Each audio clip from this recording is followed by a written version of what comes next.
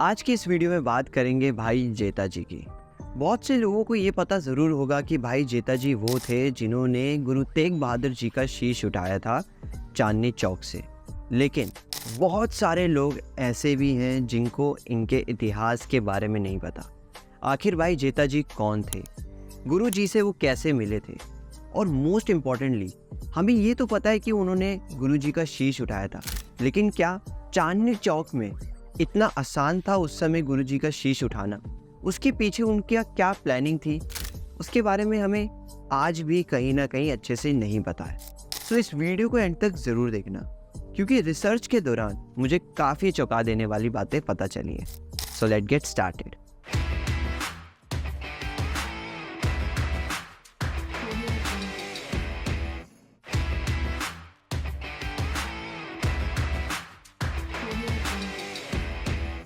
तो भाई जेता जी के इतिहास को समझने से पहले हमें थोड़ा सा समय में पीछे जाना पड़ेगा, जहाँ पर हमें पता चलेगा कि भाई जेता जी के पुरखे थे भाई कल्याणा।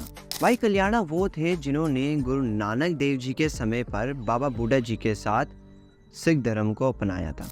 इनका गुरु साहिबानों की बाणी पर काफ़ी विश्वास था और गुरु हरगोबिंद जी के समय तक उन्होंने गुरुद्वारों की सेवा करी, गुरु साहिबानों की सेवा करी। बाबा जेता जी चौथी पीढ़ी थी। बाबा जेता जी के पिता का नाम भाई सदानंद था। तो भाई सदानंद जी और उनके पूरा परिवार गुरु तेग बहादुर जी के प्यारे सिखों में से एक हुआ करता था। ये बात हमें इससे पता चलती है कि जब गुरु तेग बहादुर जी सिखी वैल्यू का प्रचार करने जाते थे तो उनका पूरा परिवार उनके साथ जाता था। जब गुरु तेग बहादुर जी सिखी वैल्यू का प्रचार करने इंडोनेशिया गए थे तो उनका पूरा परिवार भाई जेता जी के परिवार के भरोसे ही पटना में रहा था, जहाँ पर गुरु गोविंद सिंह जी का जन्म हुआ। और भाई जेता जी गुरु गोविंद सिंह जी से 6 साल बड़े थे। जब गुरु गोविंद सिंह जी का जन्म होता है तो उन्हीं के साथ भाई जेता जी के छोटे भाई भाई संगत जी का जन्म होता है। भाई संगत जी भी नाम गुरु तेग बहादुर जी ने रखा था, जिस तरीके से भाई जेता जी का नाम उन्होंने रखा था। तो इतने नज़दीकी रिश्ते थे भाई जेता जी के परिवार और गुरु परिवार के बीच में। तो बात करते हैं कि जब गुरु तेग बहादुर जी के सामने कश्मीरी पंडितों ने मदद की गुहार लगाई तो गुरु गोविंद सिंह जी के कहने पर गुरु तेग बहादुर जी दिल्ली पहुंचते उनकी मदद करने के लिए, जहां पर औरंगजेब उन्हें पकड़ लेता है। अब इसी समय भाई जेता जी भी दिल्ली में ही थे अपने ताया जी के पास। उन्होंने खुद अपनी आंखों के सामने भाई मतीदास जी, भाई सतीदास जी और भाई दयाला जी की शहीदी देखी है। अब जब औरंगजेब को पता चलता है कि भाई जेता जी, जो कि गुरु तेग बहादुर जी के सबसे खास सिख थे, वो दिल्ली में है, तो उनको भी वो कैद कर लेता है। तो औरंगजेब की हैवानियत कहाँ तक जा सकती है, ये चीज़ सबने देखी। लेकिन सच तो ये है कि उसके खुद के परिवार के लोग ये नहीं चाहते थे कि किसी सिख गुरु की शहीदी उनके यहाँ हो। तो उसकी बेटी जैबुनिशा तो उस जेल के कोतवाल अब्दुल्ला से कहती है कि गुरु तेग बहादुर जी को यहाँ से भगा दे। तो जब वो कोतवाल गुरु जी के सामने गुहार लगाता है यहाँ से जाने की, तो गुरु तेग बहादुर जी कहते हैं, अगर मैं तेरी बात मान भी जाऊँ और यहाँ से भाग जाता हूँ तो सिख कौम की आत्मिक मौत होगी, जबकि अगर मैं यहाँ पर रहूँ तो सिर्फ और सिर्फ मेरी शारीरिक मौत होगी, आत्मा तो मेरी अमर है। ये बोलते हुए उन्होंने मना कर दिया वहाँ से भागने के लिए। जब वो कोतवाल जा रहा होता है तो तेग बहादुर जी कहते हैं कि अगर तू मेरी मदद करना चाहता ही है तो भाई जेता जी को छोड़ दे। तो जब भाई जेता जी को कोतवाल छोड़ रहा होता है तो भाई जेता जी गुरु तेग बहादुर जी से मिलने आते हैं, जिसके बदले में गुरु तेग बहादुर जी उन्हें एक हुक्मनामा, 5 पैसे, एक नारियल और अपने कुछ श्लोक देते हैं, जिनको आगे चलकर गुरु गोविंद सिंह जी गुरु ग्रंथ साहिब जी के अंदर दर्ज कराते हैं। ये सब लेकर भाई जेता जी आनंदपुर आ जाते हैं और सबको बता देते हैं कि गुरु तेग बहादुर जी की शहीदी अटल है, और ये बताते ही खड़े पैर वो वापस आ जाते हैं दिल्ली। अब समय आता है महाराज की शहीदी का। औरंगजेब के कहने पर गुरु तेग बहादुर जी के शीश को उनके धड़ से अलग कर दिया जाता है।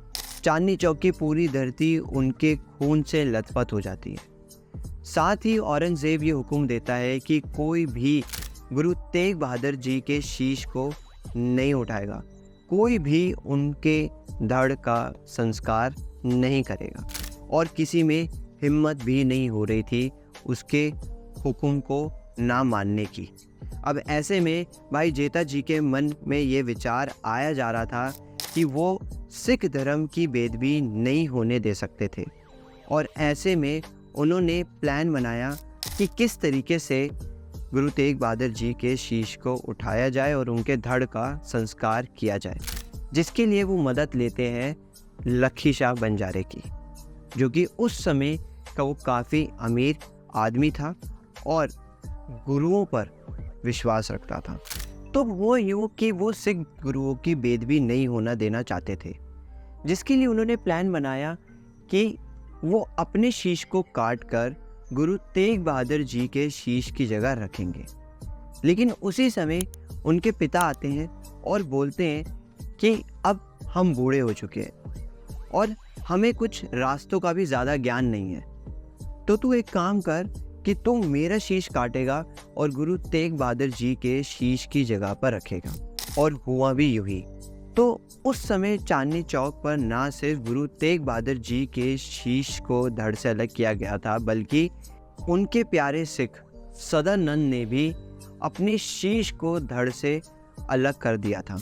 तो ये टॉपिक भी काफ़ी डिबेटेबल है। काफ़ी लोगों का कहना है कि जब गुरु तेग बहादुर जी के शीश को धड़ से अलग किया था तो एक बहुत तेज़ी से तूफान आया था और इसी तूफान में भाई जेठा जी उनके शीश को उठा लेते हैं, जो कि सही नहीं है। इस तरीके से हम भाई जेठा जी के पिता की कुर्बानी को अनदेखा कर देते हैं। तो लखी शाह की मदद से और अब्दुल्ला की मदद से भाई जेठा जी गुरु तेग बहादुर जी के शीश को वहाँ से उठाते हैं और आनंदपुर लेकर आते हैं और उनके धड़ का अंतिम संस्कार होता है लखी शाह की हवेली पर, जहाँ पर आज गुरुद्वारा रकाबगंज साहिब स्थित है दिल्ली में। अब भाई जेठा जी किस तरीके से महाराज के शीश को आनंदपुर लेकर आते हैं, इसमें भी एक बहुत बड़ा रहस्य है, क्योंकि औरंगज़ेब की फ़ौज उनके पीछे उस समय तक पड़ चुकी थी। तो अगर इससे रिलेटेड भी अगर आपको एक वीडियो की रिक्वायरमेंट है तो इसके लिए एक पूरी अलग से वीडियो की ज़रूरत पड़ेगी। तो अगर आप वो वीडियो भी चाहते हैं तो आप कमेंट में यस लिख सकते हैं। तो इस वीडियो को कंक्लूड करते हुए मैं अब यही बताना चाहूँगा कि खालसा पंथ की नींव इन्हीं शहीदियों पे रखी गई है, तो किसी की भी शहीदी को अनदेखा नहीं किया जा सकता।